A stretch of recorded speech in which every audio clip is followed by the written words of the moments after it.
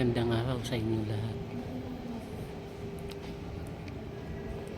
Ako po ay mag-share lamang sa aking pong hilig sa pang-araw-araw na aking buhay.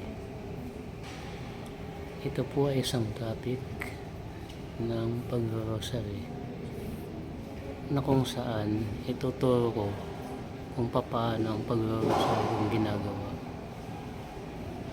Ang una po ay magsa-sign of the cross tayo sa forehead, mouth, heart, and then whole body. Pagkatapos po, i-recite lang po natin ang I believe in God, One Our Father, Three Hail Mary,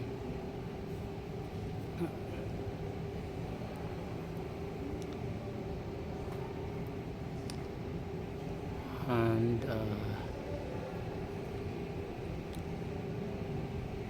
pagkatapos po nun,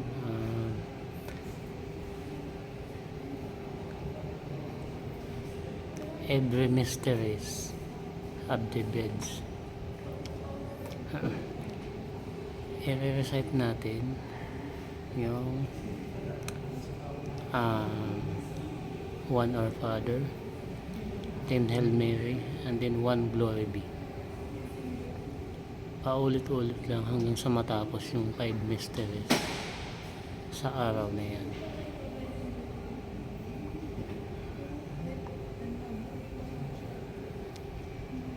At pagkatapos niyan, isunod din po natin yung Hail Holy Queen. Pagkatapos ng Hail Holy Queen, i-recite din natin po yung Litany of the Blessed Virgin Mary. At pagkatapos niyan, i-recite ang ending prayer. And then may tatlo pang parang blessing sa dulo.